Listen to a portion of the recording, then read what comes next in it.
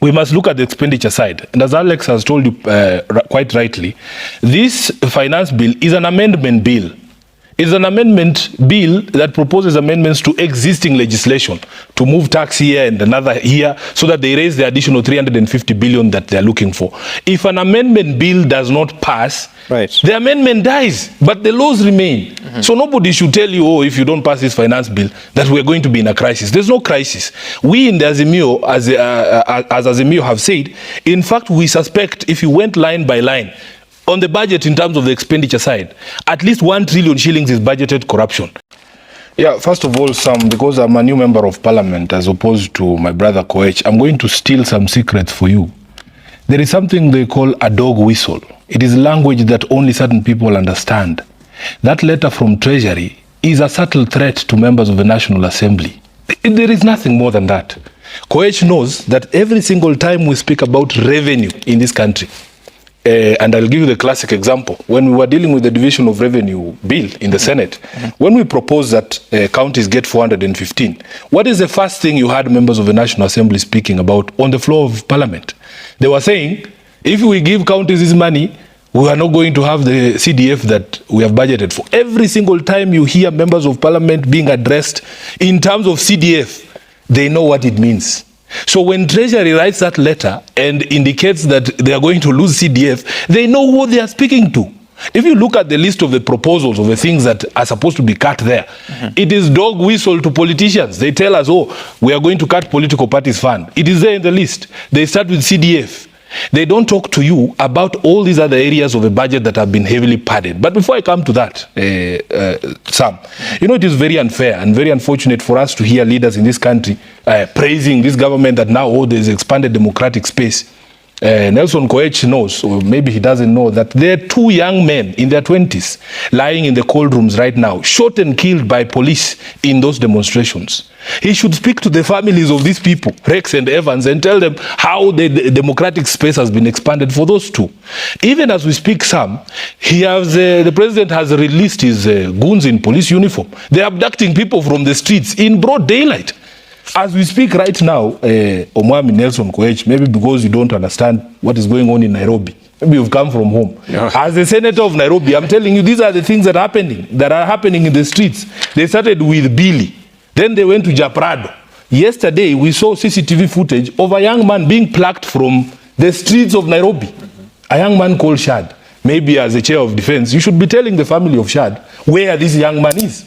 So don't talk to us about a free democratic space, because you have met these young people in the streets. You have seen what you're doing to them. That tear gassing, the water cannons. How do you tear gas a body? How do you tear gas a body? Surely some. And then you come and tell us that the democratic space has been expanded. So what is happening is, with that letter from Treasury, it is a subtle threat.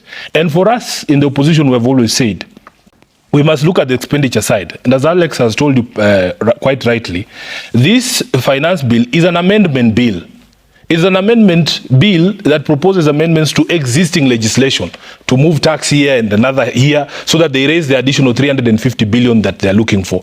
If an amendment bill does not pass, the amendment dies, but the laws remain. So nobody should tell you, oh, if you don't pass this finance bill, that we're going to be in a crisis. There's no crisis. We in the Azimio, as Azimio have said, in fact, we suspect if you went line by line, on the budget in terms of the expenditure side, at least 1 trillion shillings is budgeted corruption. And we gave the example, Sam, of some of the things that have been included in the budget in terms of additional expenditure. 1.2 billion shillings in terms of expenditure for the office of the president. 678 million expenditure, office of the deputy president. 11 billion for defense, where my brother here serves as a chair of defense. Maybe he can tell us, what is this new expenditure in the Ministry of Defense that is going to cost 11 billion shillings, 1.4 billion in foreign affairs and 6 billion at the National Treasury for recurrent expenditure. Then there is an item, we gave this example, Sam, of the so-called development allocations for National Treasury, 26 billion. You should tell us what National Treasury is going to build, unless they are going to do roads. We don't know what that money is. 26 billion, Sam, is not change. That is more money than Nairobi County gets in equitable share. Then there is something called strategic response to public initiatives. I really want the chairman for defense today, because he's the one who's here. Kimani has run away. We want him to tell us, what does this strategic response to public initiatives mean that takes 2.5? It's good he has come. Sam, 2.6 billion shillings to the State Department of Devolution. We in the Senate have argued that, in fact, this is not money you allocate to state departments. You should put this money in the counties so that they can do their work. Why do we need 2.6 billion extra in the Ministry of the State Department for Devolution? So what we are saying is this. Please, Kenyans, you are dealing with the most duplicitous people you will ever meet in your lives. Don't take these praises that are being sung by Honorable Koech and the others are so on the podium for truth. These are the biggest hypocrites you'll ever meet in your lives. They are lying to you.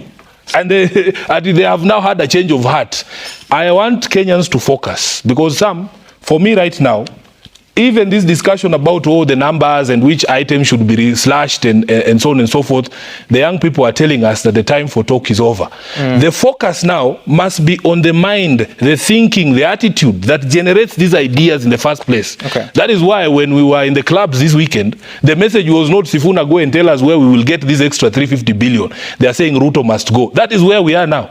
So we can't be discussing these issues and communications from Treasury. Okay. That is a horse that has already bolted.